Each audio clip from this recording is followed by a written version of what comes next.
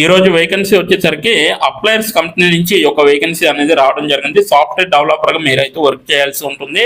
Back end గా మీరు work చేస్తారు. రిమోట్ అనేసి ఇవ్వడం జరిగింది. మీరు ఇంటి దగ్గర ఉంటే ఈజీగా వర్క్ చేసుకోవచ్చు అనమాట. ఇది విశాఖపట్నం, ఆంధ్రప్రదేశ్, భారతదేశంలోనే ఉంటుంది అనమాట. ఈ యొక్క కంపెనీ 2 వారాల కిందట ఈ యొక్క వేకెన్సీ అనేది తిరిగి పోస్ట్ చేయబడింది అనేసి చెప్పడం జరుగుతుంది. 2 వారాల కింద తీశారు. ఇప్పుడు మళ్ళీ రిలీజ్ అనేది చేశారనమాట. 22 మంది దరఖాస్తు పైన క్లిక్ చేసి అప్లై చేసుకోవడం అనేది జరిగింది. 1.6 M సంవత్సరానికి, 2 M సంవత్సరం వరకు కూడా ఇవ్వచ్చు. 1.6 M నుంచి 2 M వరకు కూడా సంవత్సరానికి మనకి శాలరీ అనేది ఇవ్వడం జరుగుతుంది. అప్రాక్సిమేట్ గా మీకు అయితే per month 1 lakh above salary అనేది ఉంటుందన్నమాట. అలాగే రిమోట్ అనేది ఇవ్వడం జరిగింది. ఫుల్ టైం వర్క్ అనమాట. ఎలా అప్లై చేయాలో వీడియో ఎండ్ వరకు చూస్తే మీకు అర్థమవుతుంది కాబట్టి ఎండ్ వరకు చూడండి, ఎక్కడ స్కిప్ చేయకుండా.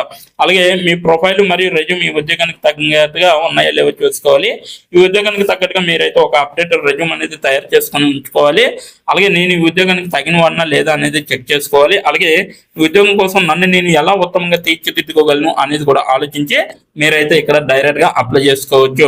అలాగే ఉద్యోగం గురించి చూసుకుంటే అనుభవం వచ్చేసరికి 4 సంవత్సరాల ప్లస్ అనుభవం ఉండాలి.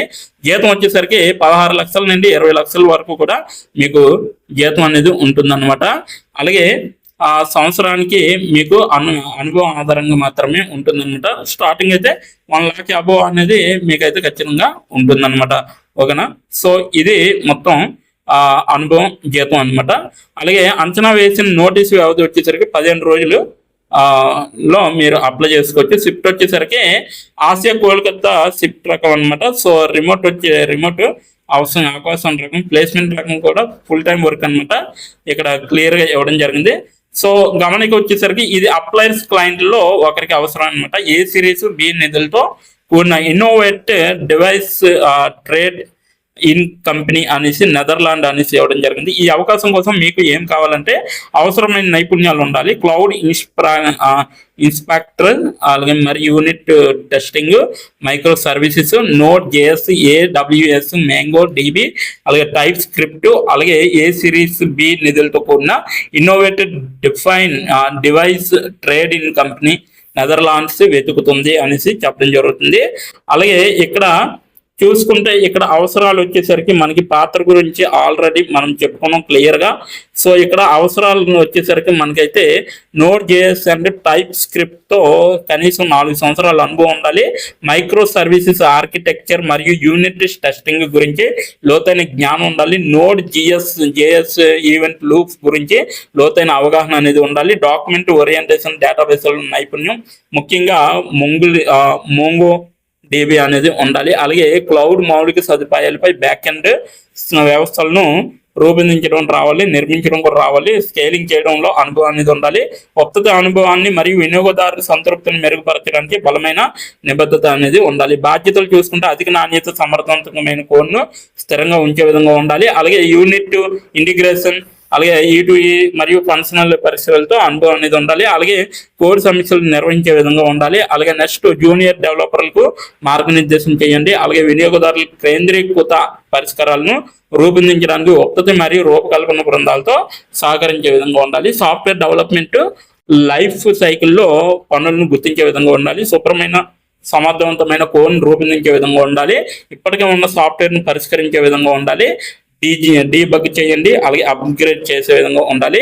మెరుగుదలను కూడా సిఫార్సు చేయండి అనేసి చెప్పడం జరుగుతుంది. అలాగే మరియు అమలు చేయండి అనేసి కూడా చెప్పడం జరుగుతుంది అనమాట. సో ఇవన్నీ కూడా మీకు అవసరాల గురించి, ఇవన్నీ దరఖాస్తు ఎలా చేయాలో ఇప్పుడు మనం తెలుసుకుందాం. దానికన్నా ముందు ఇప్పుడు ఈ యొక్క లింక్ అనేది, అప్లికేషన్ లింక్ అనేది నేను కింద డిస్క్రిప్షన్ బాక్స్ లో మీకైతే ప్రొవైడ్ చేయడం జరిగింది. అక్కడికి వెళ్ళి మీరు డైరెక్ట్ గా అప్లై చేసుకోవచ్చు. ఇప్పుడు ఎలా అప్లై చేయాలో మనం క్లియర్ గా తెలుసుకుందాం. ఎక్కడ స్కిప్ చేయకుండా ఎండ్ వరకు చూడండి. ఇప్పుడు ఎలా అప్లై చేయాలో మనం తెలుసుకున్నాం.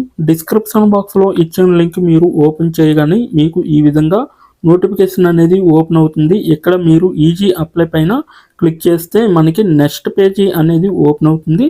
ఇక్కడ నెక్స్ట్ పేజీలో అప్లై టు అని ఉంది కదా, అక్కడ దాని పక్కన కంపెనీ నేమ్ అనేది రావడం జరుగుతుంది. ఏ కంపెనీకి అయితే అప్లై చేస్తున్నారో ఆ యొక్క కంపెనీ నేమ్ అనేది రావడం జరుగుతుంది. దాని తర్వాత మీరు మీ యొక్క ఈమెయిల్ ఐడితో లింక్డ్ఇన్లో లాగిన్ అయ్యి ఉండాలి. అలా అయ్యి ఉంటే మీకు ఈమెయిల్ ఐడి కూడా కనబడుతుంది.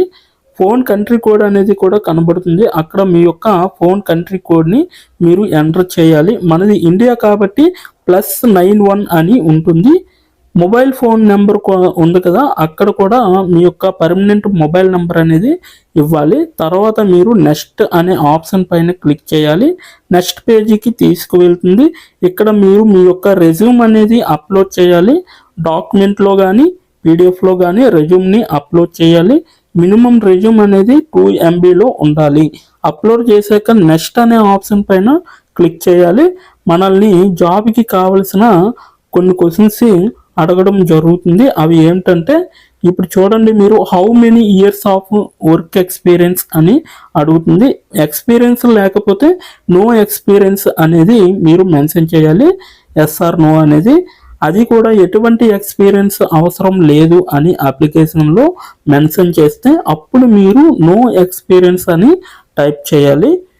ఎక్స్పీరియన్స్ ఉన్నవాళ్ళు కంపెనీ నేము, ఏ కేటగిరీలో వర్క్ చేశారు, కేటగిరీ నేమ్ అనేది ఇవ్వాలి. కంపెనీలో ఎప్పుడైతే జాయిన్ అయ్యారో స్టార్ట్ డేట్ అనేది ఇవ్వాలి. మీరు ఎప్పుడు మానివేశారో అంటే ఆ కంపెనీ నుంచి మీరు ఎప్పుడు లీవ్ అయ్యారో ఎండ్ డేట్ కూడా మీరు ఇవ్వాలి.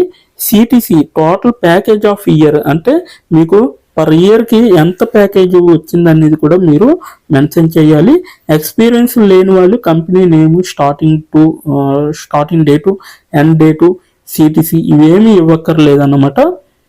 నెక్స్ట్ వన్ చూసుకుంటే what is your level of proficiency in English అంటే మీకు ఇంగ్లీష్లో ఎంత ప్రావీణ్యం ఉందో వీళ్ళైతే అడగడం జరుగుతుంది. ఎక్సలెంట్ అయితే ఎక్సలెంట్, గుడ్ అయితే గుడ్, యావరేజ్ అయితే యావరేజ్, బిలో యావరేజ్ అయితే బిలో యావరేజ్, ఇలా ఇచ్చిన పాయింట్స్లో ఏ ఒక ఆప్షన్ని మీరు సెలెక్ట్ చేసుకొని మీరైతే అక్కడ మెన్షన్ చేయాలి. నెక్స్ట్ పాయింట్ చూసుకుంటే హౌ మచ్ శాలరీ ఎక్స్పెక్టేషన్స్, ఈ కంపెనీ నుంచి మీకు ఎంత శాలరీ కావాలనేది అడగడం జరుగుతుంది. అది కూడా మీరు మెన్షన్ చేయొచ్చు. నెక్స్ట్ పాయింట్ చూసుకుంటే how did you see this job అంటే మీరు ఈ జాబ్ని ఎక్కడి నుంచి చూసారో అని అడగడం జరిగింది. సో మీరు యూట్యూబ్ అయితే యూట్యూబ్, ఫేస్బుక్ అయితే ఫేస్బుక్, ఇన్స్టాగ్రామ్ అయితే ఇన్స్టాగ్రామ్, లింక్డ్ఇన్ అయితే లింక్డ్ఇన్, నౌకరీ అయితే నౌకరీ. సో ఈ 4 అంటే ఈ 5 రకాలలో మీరు ఎక్కడి నుంచి అయితే ఈ యొక్క జాబ్ పోస్టింగ్ని చూసారో సో అది మీరు మెన్షన్ చేయాలి. నెక్స్ట్ వన్ వచ్చేసరికి మీకు బ్రీఫ్ యువర్ సెల్ఫ్ ఇంట్రడక్షన్ అని ఉంటుంది.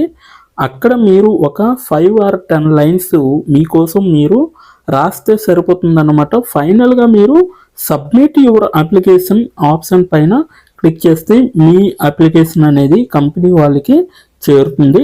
మీ రెజ్యూమ్ని చూసి అలాగే మీ స్కిల్స్ని చూసి మీ డీటెయిల్స్ అన్నీ చూసి డైరెక్ట్గా మిమ్మల్ని కాంటాక్ట్ అవ్వడం అనేది జరుగుతుంది.